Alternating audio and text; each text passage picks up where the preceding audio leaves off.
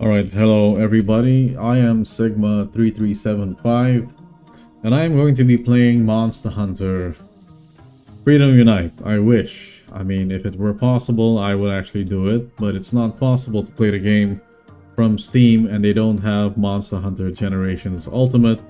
So I think I've decided I'm going to play Monster Hunter Rise Sunbreak again. Now, before I talk about stuff, I gotta introduce myself as a monster hunter in this series. My background, I gotta prove to myself actually, and to make sure that others know pretty much what I'm going to do here. I'm gonna title this whole playthrough a series called A Smurf Plays Monster Hunter Rise Sunbreak. And a Smurf is someone that already has gone through the game and they're starting a brand new account. So I have like maybe 200 or 300 hours on Rise Sunbreak. No, it's 300. It's 300. So yeah, I gotta talk about my Monster Hunter background, right? So Freedom Unite, first game, the best game. Tigrex running at you. It was also the introduction of the longsword, and there's a little bit of a history with that, right? On the PSP, everybody used to cheat. There was some kind of cheat engine that you could have on the PSP. So everybody would just hack and get themselves white Fatalis armor. And oh my goodness, I gotta pay for YouTube Premium. That's gonna interrupt the vibes.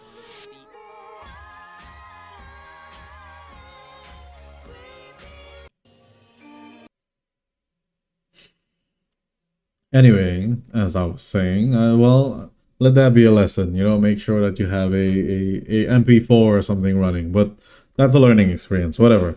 Anyway, as I was saying, everybody that played Monster Hunter Freedom Unite would use their cheat engine thing to hack and get themselves white Fatalis armor, mainly because that's the highest defensive stat they could get. And then there was a longsword in the game called Hellish Slasher, and it starts from Iron Katana to Bone Katana, which is actually the exact same longsword that they use in the clip for Freedom Unite.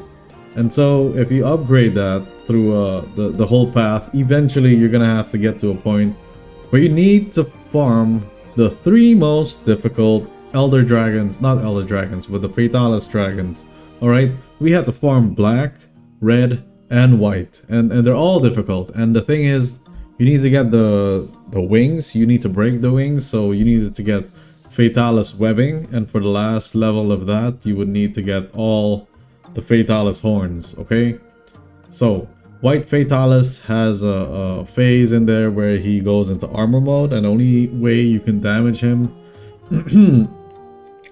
is by using bombs or plus and all that. So, like, there would be a point where you would just attack him, and then he'd go into armor mode.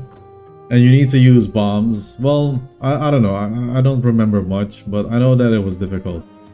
Black Fatalis was Black Fatalis. I don't really remember the fight. But Crimson, oh my goodness, he was difficult. So in order to max out this longsword, you would have to go through that gauntlet of the dragons. And then at the end of it, you end up with the longsword called Hellish Slasher. Alright? So most of the cheaters would just start the game and, low rank and give themselves white Fatalis armor, as well as that Hellish Slasher longsword. So longsword has a bad rep as is already, but that was where it first started, the origin of the longsword hate, as I know it. I was there. Do apologize, I'm a bit my nose. Anyway, the sniffing won't be picked up. Okay, that's good.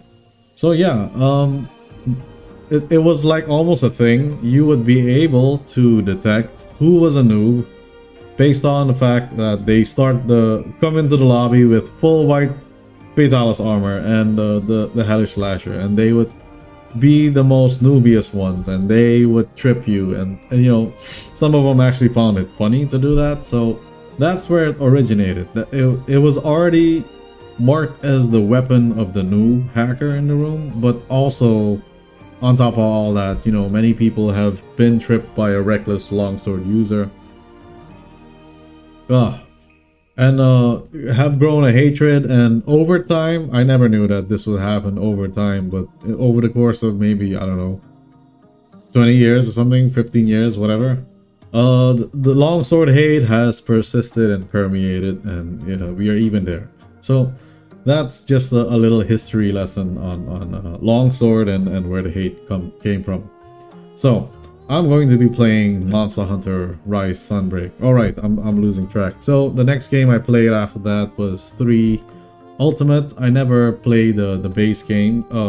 Yeah, the base game, except for Portable Third. I did play Portable Third. That was because I was just, you know, it was something new, but that was my first experience with knowing what it is to play a base game Monster Hunter, because it only ends at high rank. That was fun. I mean, Zinogre, I knew him as Jinuga, and we would have to hunt Devil Jin, which is the Stygian version of him, I think. Or maybe I'm remembering something wrong. I don't know. I don't know if Stygian was in there. But either way, yeah, that's just like a... You know, anyway, in Portable Third, we had a longsword called the Tetsu Saiga, and it had 3 slots on it, and it was a sword from a anime, like Inuyasha, if I have to guess. So yeah, we had that.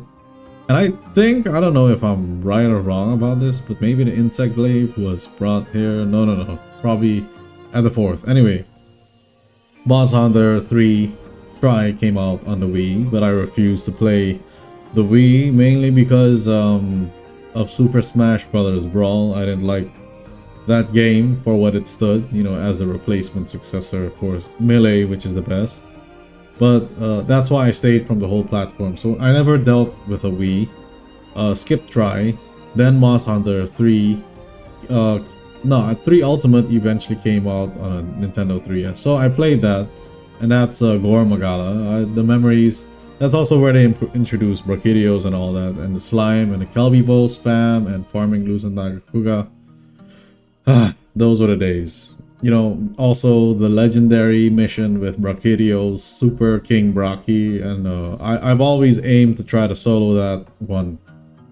Now, moving forward, I went into Monster Hunter 4 Ultimate, which is the one I deem it to be pretty high up there as, you know, the best. Other than Monster Hunter Freedom Unite, still being number 1, because the first is always the best. Nostalgia.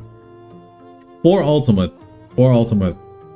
They introduced the Regios, Bleed, the Hone Scale thing. That was a pretty neat mechanic. You know, in Freedom Unite, we had something called Auto Reload. And you basically shot infinite normal bullets and elemental bullets. And ever since that game, they never ever brought it back, but they would give it back to you in some certain forms. And me as a gunner, I am a dedicated gunner. That's how I play. So me as a gunner, I'm always looking forward to seeing the new game and how they handle if they could give me back my auto reload, but they never did. So in 4 Ultimate, they brought out the Charge Blade. And you know, there's a trend with Capcom. Whenever they introduce a new feature, they're going to build the entire game around it, and they're gonna make it broken. They're gonna make it pretty much unfair, because they're gonna want to push you as a person to go into and do the new feature. So in 3U, it was slime. We had the Kelbibo. It was amazing. We had fun. You know, level 1 Kelbibo. But ever since then, never again. So the new feature in 3U was slime, absolutely broken. They nerfed it ever since, never came back. Auto reload, same thing. Okay, in 4U, it was the Charge Blade. The Charge Blade, my goodness. After a guard point, you can go into that full super amped ED SAAD, do knockouts, and guard point was so good. 4U Charge Blade was peak Charge Blade. It was the best. And never again, you know, they started to change things and all that. So I missed out on playing 5th gen. But somewhere in between, I had some downtime, and I played the old school Monster Hunter, the very first one, where you're in the Kokoto village. And like, things are so unfair over there. My goodness, that's the real challenge in my opinion. The mission that absolutely destroyed me is the Black Gravios. whenever you hunt that thing, you got it has a roar and it stun locks you in such a way that it could just now then shoot a fire beam and you're pretty much dead. Like, there's nothing you can do about it. Best points in that game. I think all the minions respawn as soon as you exit and enter back. So you could enter the map and while you're chasing a Yankutku limping away from you, you could enter a map and you're gonna have to worry about that. And oh, egg quests in there. Absolutely diabolical with the minion. Egg quests in the first Monster Hunter game is the most hardest thing you can ever do. There's nothing. I'm not having any memories anymore. I mean, Yankuku was there, Yoruga, Basarios, Gravios, but egg quests. Oh, it was the worst. So fine, things fast forwarded, and then Monster Hunter World came out. At that time, I had a PlayStation 3. Oh my goodness, YouTube. I need to get YouTube Premium. Let me just skip this. Robotics. Oh, see? Arduino stuff. So yeah, Monster Hunter World came out. I was playing it on my PlayStation 3, I think. And I played it. I know Nergigante and all that, did all that stuff. But life kind of took me away.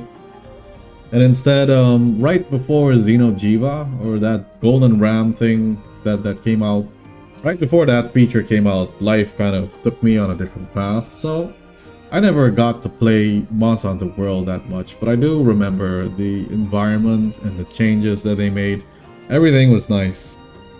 But Valhazak, I know that Valhazak was the form of being an immortal in the game.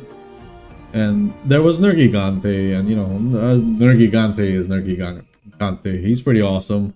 It was nice being in a world where you just had connected maps, and then there was Legiana, and the Great Jagras, and then as a T-Rex, Anjanath, or is it Anjanath? Tobi Gadachi was in there. You could shoot things, shoot the environment. Monster Hunter World was amazing. I won't lie, it was a new step into a strange direction, but whatever. So anyway, time went on, life took me on a different path, and eventually I landed here where I have a buddy that I reconnected with again. Forgive me.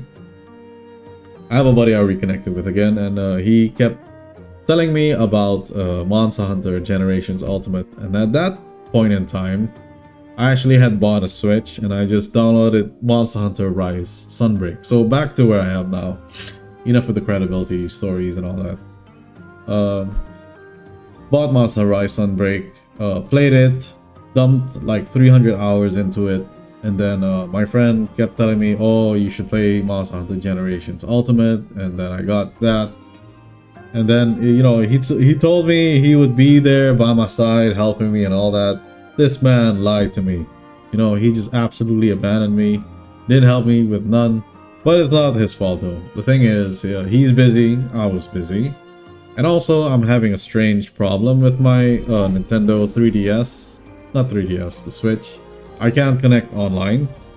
So, I went on Reddit, I tried to do, ask people how to get past this, no answer. I did all the types of fixes. So, I decided, you know what, I'm gonna run through the game all by myself, and I pretty much did really well. I think I'm at G4 and I gotta just do a few more missions, but I'm just sick and tired of playing on the Switch because it's cramping my fingers and all that type of stuff. So yeah, that's my Monster Hunter resume, if you can say, my history, my experience. And I'm now trying to stream and play. I'm learning the game. I'm trying to play Ninja Gaiden, but then there's this game which is also another impactful game. And so I had the idea, you know what? Why not just replay Monster Hunter? Now, unfortunately, I can't play Generations Ultimate on here. It kind of sucks. So the next best option, since I am Steam dependent, I'm going to play Rise Sunbreak. So 300 hours in, all the experiences and skills that I have, knowing how endgame looks and the whole scroll switching and all that. It's actually one of those YouTube titles, like I played this and knowing what I know now, what would I do if I started again? So that's really much what I'm going to do here. I am a 300-hour Monster Hunter Rise Sunbreak player, and I'm going to start a brand new account, and I'm going to blitz past, and I have all the knowledge and experience. And this is actually, out of all of the Monster Hunters, this is actually the one that felt like, you know, I actually like the Spirit Birds. Well, I hated it at first, let me not lie. I hated Spirit Birds because I said it forces you to do a certain pathing before you reach the monster, and then I would have to memorize it, and it was so annoying. But yeah, eventually I got used to it, and you get some skills called Spirit Bird, Gatherer automatically, so they come to you. But the one determining factor for me logging in 300 hours, I'm pretty sure like maybe 10 of them are dedicated to me just standing still in the lobby and listening to the theme song. That theme song is just like, oh my goodness, I love it. Love it, love it. Second best theme song ever in all of Monster Hunter. The village that she plays. Yeah. So, you know, whenever I would sign up for a mission, I would actually just wait for her to get to the end of it, and then I would go and play the mission. Like so many hours I've spent just listening to the music.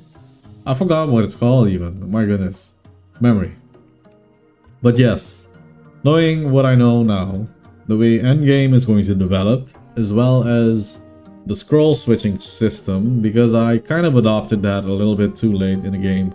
I got to that once I hit like G-rank, and it's time for me to hunt those anomaly quests for those items. I forgot what they're called, but some kind of items that you need. Anomaly items, that's what I'm gonna call them. So yeah, only then I started to get into the whole switch skills, because I kind of hated that. I definitely, near the end game, that's when I first learned about Bullet Barrage, the Amatsu Gunlance, and oh my goodness, it is my favorite. You know what, I think I'm gonna go, I don't know what I'm gonna do. So let me think my thoughts out for a second. As I said, every Monster Hunter game, I am a dedicated gunner, but I like to do some Blade Masters on the side. So every series that I've played, when I played Freedom Unite, oh yeah, talking about my weapon choice. When I played Freedom Unite, I used Hammer because that was the highest attack stat, and I thought, you know, big number equal big damage, but the math worked out, whatever. It doesn't matter. They have like some kind of multiplier for if you're a hammer, whatever is your true attack stat, multiply it times 5.2, and if you're dual blade or swords, it's multiplied by 2.1.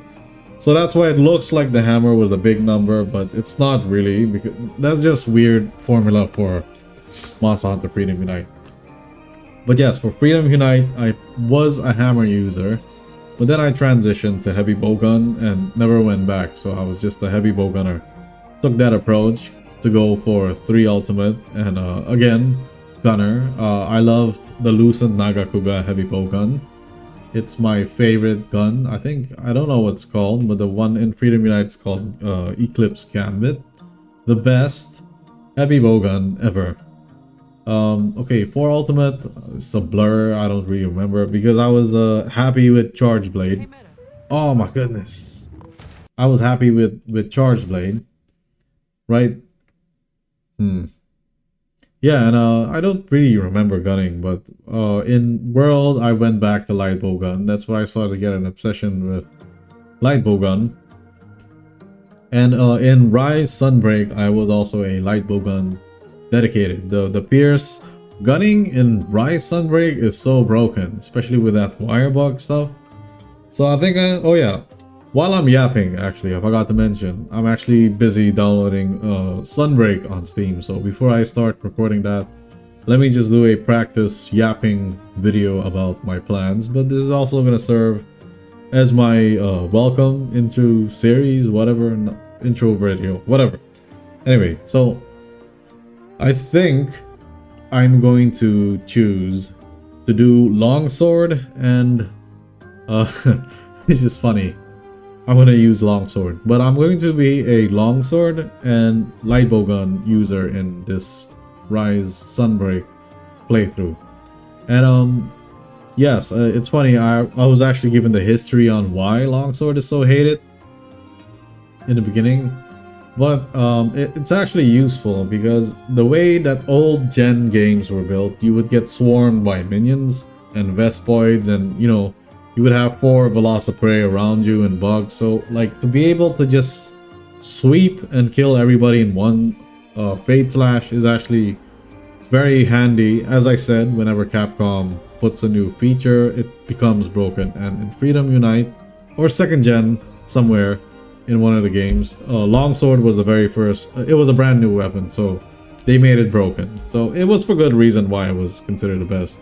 Also that they gave it that ultimate tier called Hellish Slasher with the 3 Fatalis Dragons. But anyway, my plan for Rise Sunbreak is gonna be to be a light bow gunner and a longsword user, because I'm pretty much digging the way the longsword has developed over time. They are now counter heavy, and I think it started with 5th gen, no 4th gen. No, it's 5th. It's definitely 5th. Yeah, Valor Longsword. Oh man, Valor Longsword is broken. But anyways, I'm kidding. I love the way Rise Longsword plays, and it's like always so stylish and snazzy, and they've developed that even into Monster Hunter Wilds. I'm hearing a few sour tastes on Monster Hunter Wilds, but this is the progression of games. They become easier, because the easier they get, the more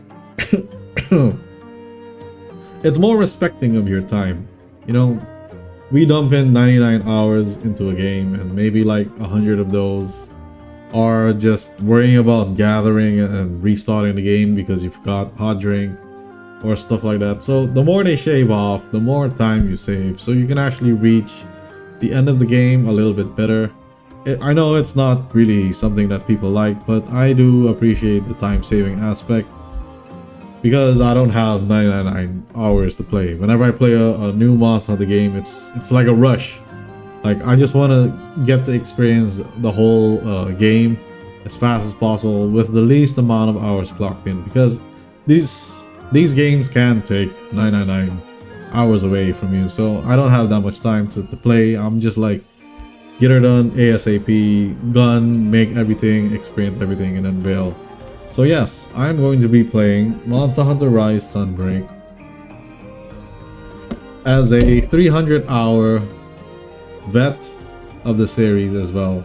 So that's going to be my playthrough. I'm going to record my experience and see how long it takes for me to get there. Alright.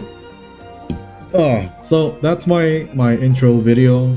Any of you want to watch it? I'm gonna talk my thoughts out and play it. That's really gonna be a fun passion project for me. Alright, bye.